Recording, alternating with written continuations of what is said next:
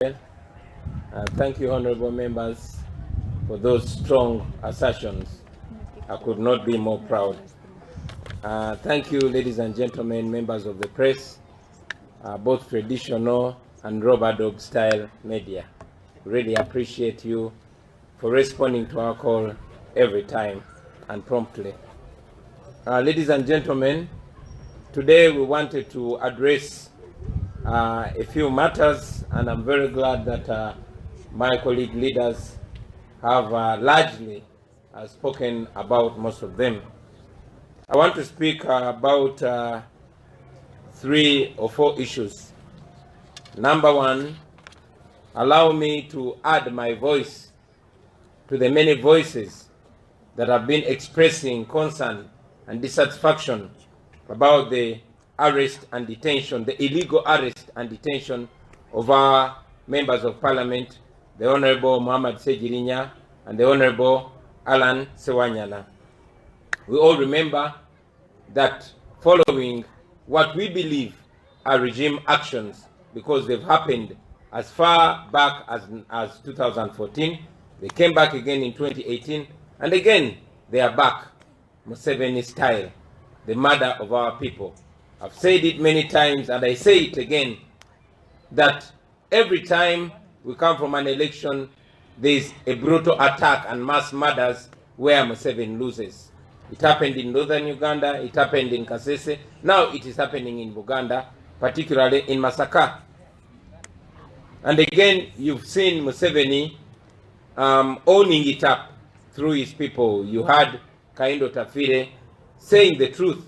We don't know what he had drunk then, but he said the truth.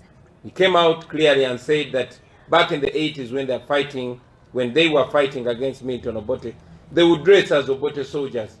They would put on UPC uniforms and go around killing people in order to make people hate the UPC. Up to now, he has not been prosecuted for that crime, for those crimes. Museveni, once again, like the Honorable Samba reminded us, he one time came out and said, when they go and get stuff, he's going to bring back the NRA tactics. You must remember that mass killings or killing to frame your opponent has been one of the NRA tactics. Anyway, the Honorable Sejirinya and Honorable Sewanyana were arrested, arraigned in court, and remanded, although where they were supposed to be taken according to the court order is not where they were taken. In this process, every protocol and process has been abused. They were remanded in Chigo, and all of you saw that the court ordered for their release on bail, which was not effected. Even when Honorable Sewanyana was released, he was immediately abducted by gun-wielding operatives. And recently the military came out and owned it. As we speak right now, nobody knows where Honorable Sewanyana is. Every single right of his that is guaranteed by the Constitution has been abused. Now this is happening to a member of parliament. It is not happening to Machete, it is not happening to Safina, it is not happening to Bobiwine. It is happening to a member of parliament. So we know what kind of crude regime is ruling over us. We have sat with our members of parliament, our parliamentary front, and have guided that they use every little one of their abilities to put pressure and ensure that these our colleagues are released, and released immediately and unconditionally. We were reminded by one of the scapegoats that General Museveni has always been wanting to use, some of them so embarrassing. We all remember the Chidawalime issue, which I don't want to delve into. I want to also add my voice on the concern of the constant abuse and misuse of the COVID-19 pandemic to entrench the regime, but also to, abuse and punish those that are thought to be against the regime. You have all seen selective enforcement of the standard operating procedures. You've seen some business closed while others are open. You've seen some bars and clubs closed while others are open.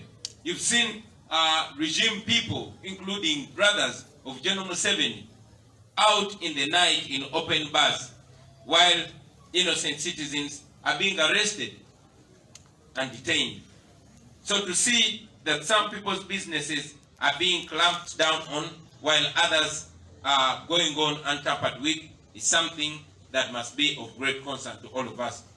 But as if that is not enough, ladies and gentlemen, General Museveni's government has decided to mess up the entire future by closing schools for close to 2 years now. We also recently, one of these indicators that actually schools of the rich and mighty are open and operating. International schools are open and operating, while schools of your children, our children, are continuously closed.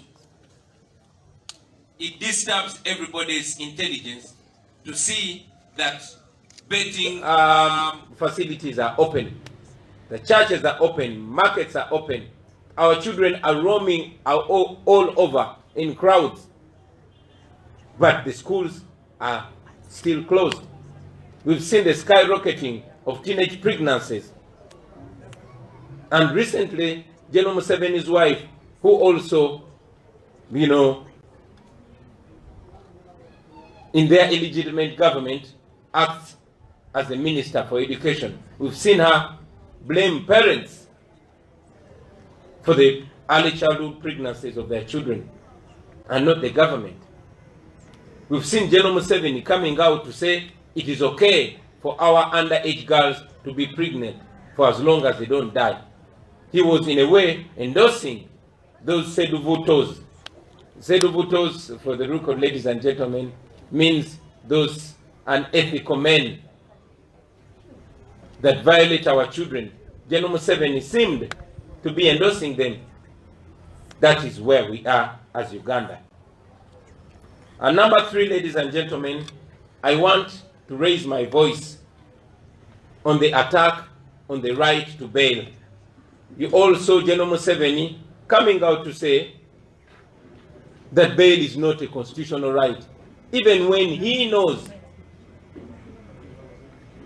or at least the legal minds around him know, that many articles in our constitution provide for the right to bail. Our constitution provides that somebody, a Ugandan, will be presumed innocent until they plead guilty or until they've been found guilty. According to General Museveni, you are guilty until you are proven or found to be innocent. We are aware that General Museveni is meeting his NRM caucus tomorrow. And among the things he wants them to support is making it law for people to be detained without trial. We all remember in the days of Obote, when Grace Iringira was used by Obote to make sure that Parliament makes it law for the minister to have powers to detain political opponents without trial. Interestingly, Grace Iringira was the first victim of that inhuman, of that oppressive law that he championed. We remember Amama Mbabazi was the proponent of the POMA, the Public Order Management Act, which restricted Ugandans from, freely associating and gathering. Ironically, Amama Mbabazi was the first victim. So we have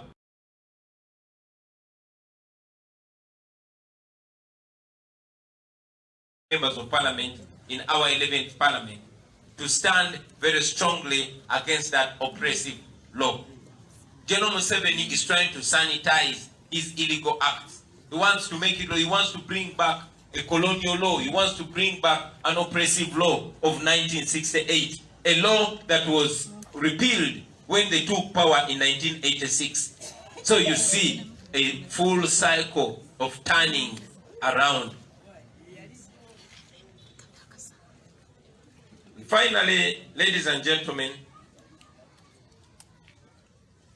I want once again to inform you that we have discussed and agreed with our parliamentary front to reignite the demand for our comrades, the common people, the foot soldiers that are under illegal detention. We are reigniting the demand for the unconditional release of political prisoners. While we might be diverted on other pertinent issues, let us remember that our people are continuously being abducted. As we speak right now, many are being tortured. I just met a young man called Ronald Segawa. He was abducted, tortured to near death, and dropped on the roadside. It took the grace of God to see that he's still alive. But many of his fingers were cut off, his fingernails were plucked out. But by the grace of God, Segawa is still alive. So we agreed with our parliamentary front to reignite the demand for those political prisoners, because we are the only voice that they have. And finally, ladies and gentlemen, I have guided our parliamentary front to make it their preoccupation. We are informing the world and the nation that Parliament in Uganda is not going to be business as usual. I repeat, Parliament business is not going to be business as usual. It's not going to be normal when a member of Parliament is picked up and kept under illegal incarceration. And even when one of them is released on bail, still the regime carries out its abduction with impunity on a member of Parliament.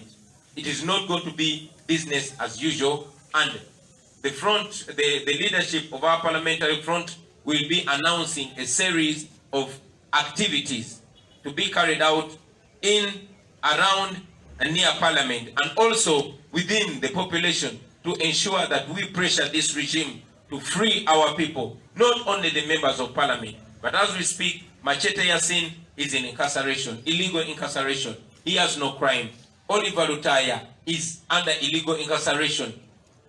No crime whatsoever. Kalanzi and many others. And like Comrade Manjeri said, there was another abducted in Busoga.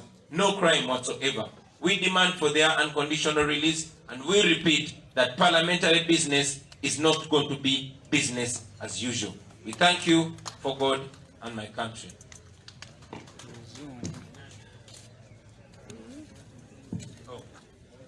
Nemuruganda. Oma bite murusoka. Mwebale nnyo basebo ne banyabo. Banzijukiza tinyina